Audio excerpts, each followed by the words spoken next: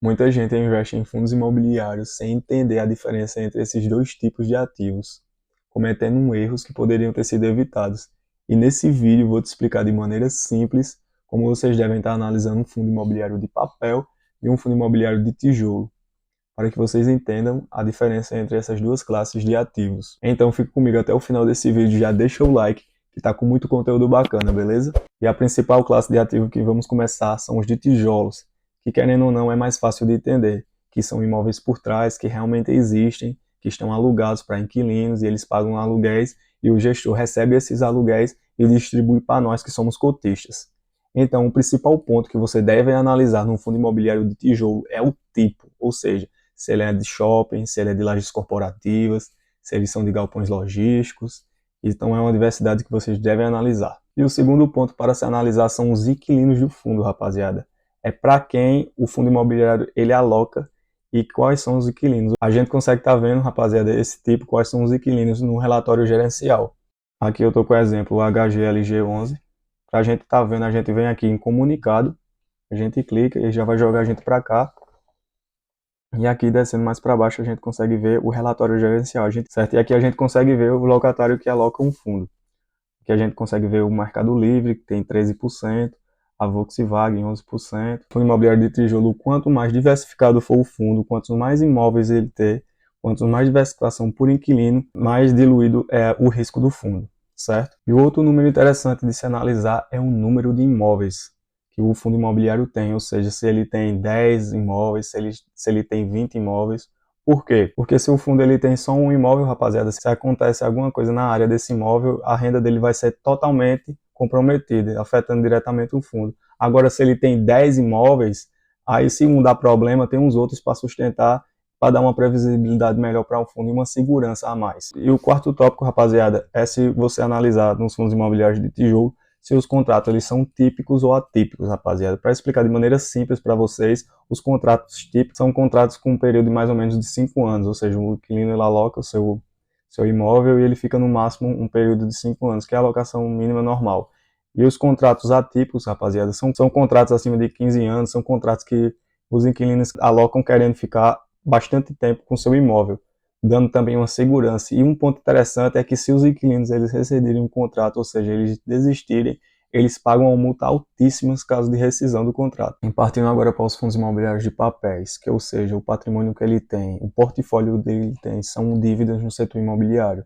Ou seja, se você está investindo em um fundo imobiliário de papel, você está comprando uma carteira de dívidas, que são os famosos CRIs. Que é o que as pessoas não conseguem entender, que elas perguntam, nossa, o que são isso? O que são dívidas no setor imobiliário? E calma que eu vou explicar para vocês. Sabem aqueles prédios que tem os corretores, que eles fazem aquela manchete toda, aquele negócio, e junta todo mundo para dizer, ó, se você vai morar aqui, chega aquelas pessoas que querem comprar o imóvel, querem comprar um apartamento, aí o plantão dos corretores, que eles chamam as pessoas, e as pessoas vão querer aí comprar o imóvel, vão querer saber como é. Ele diz, ó, se eu morar, vai morar aqui, e as pessoas pensam, nossa, quando eu morar aqui vai estar bonito, vai estar não sei o quê, e quando recebe um imóvel não tem nem piso ainda. Mas o que é que acontece? Eles vendem esses imóveis sem estar pronto ainda. Ou seja, a família de Cleitinho chega lá, compra um imóvel. A família de fulano chega lá, vai comprar um imóvel. Ou seja, eles têm muitos recebíveis a receber, porém agora, dinheiro na mão para levantar o prédio eles não têm. Eles têm muitos recebíveis, tem muitas pessoas que vão pagar os aluguéis a eles.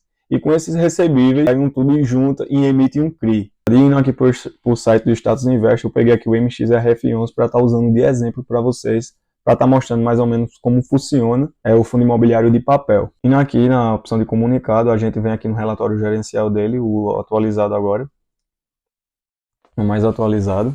E aqui vocês podem ver que a maior parte é CRI, ó, tendo uma parte em outros fundos imobiliários, 12%, mas 80%, que ou seja, a maior parte é em CRI. Ou seja, sempre que uma dívida ela é indexada a algum índice, ou seja, o IPCA, ou o CRI, ou até mesmo a Selic. E descendo aqui mais para baixo, rapaziada, a gente consegue ver a composição da carteira, ou seja, o certificado de recebíveis imobiliários. Aqui tem todos os devedores do fundo imobiliário MXRF11.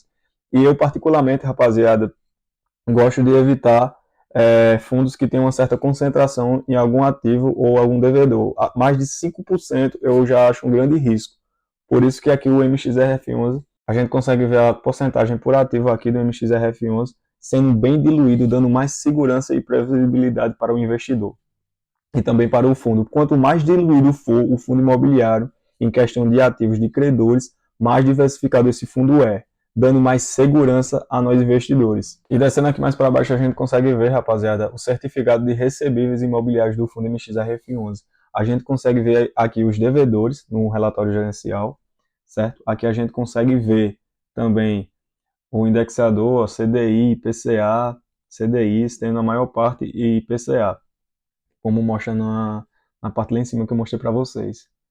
E aqui a gente consegue ver a porcentagem por devedor do fundo imobiliário. A gente consegue ver aqui, viu, de 36%, 0,36%, certo? Muito diluído e diversificado o fundo imobiliário MXRF11. E o que você deve olhar no fundo imobiliário de papel?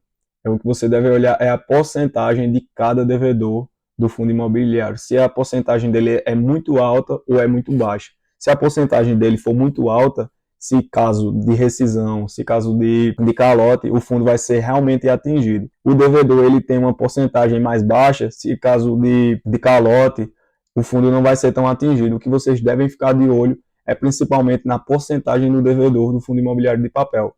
Quanto mais a carteira do fundo imobiliário de papel for diversificada, tem uma certa quantidade de diversificação de devedores, melhor para o fundo. Porque, ou seja, se você só tem um devedor e esse devedor ele deixa de pagar, o fundo imobiliário vai ser realmente atingido, vai ser realmente comprometido. Se vocês estão me entendendo, entendeu, rapaziada? Então, vocês busquem fundos imobiliários de papéis que tenham uma diversificação grande, uma diversificação de muitos outros devedores, porque vai dar mais segurança para nós investidores. Ou seja, fazendo um exemplo aqui, rapaziada, se esse fundo aqui imobiliário, Matheus Lieus, ele dá calote, o fundo ele não vai ser tão atingido porque ele tem 0,01% do fundo imobiliário como devedor. Agora, se esse daqui, vamos pegar outro como exemplo, essa build, ela dá um calote, ela tem uma porcentagem maior de 0,36%, atingido mais o fundo, entendeu? Então, por isso que vocês devem procurar fundos imobiliários com a maior diversificação de devedores, porque quanto mais diversificado for, mais segurança você vai ter. E a nossa última classe de ativos, rapaziada, é os FOFs, que são fundos imobiliários que investem em outros fundos. Você investindo em FOFs, você já vai estar muito bem diversificado em questão de fundos imobiliários, você já vai ter uma diversificação muito grande. Agora, em questão, você vai pagar a taxa de administração 2 vezes. Eu, particularmente, gosto de escolher os meus próprios fundos imobiliários. FOFs, eu acredito que seja um veículo para um investidor muito iniciante que não tem essa capacidade de escolher os seus próprios fundos imobiliários. Agora, resumindo mais o vídeo, rapaziada, para vocês entenderem, eu, particularmente, tenho uma certa maior porcentagem em fundos imobiliários de tijolo. Eu não gosto muito de estar investindo em fundos imobiliários de papel, por conta que eles não têm imóveis físicos, ou seja, eles não realmente valorizam juntamente com a inflação no longo prazo, porque é aquele tipo da coisa, a gente vê imóvel valorizar, agora a dívida ela não valoriza, ela corre juros. Então eu particularmente tenho uma certa porcentagem maior em fundos imobiliários de tijolo do que fundos imobiliários de papel, fazendo aquela jogada de 70% de fundos imobiliários de tijolo e 30% de fundos imobiliários de papel, diversificando mais ou menos a minha carteira. E foi isso, rapaziada, nesse vídeo de hoje. Espero que vocês tenham gostado. Se você gostou, compartilha, deixa seu like, viu, que vai estar ajudando e vai estar incentivando muito por aqui. E valeu!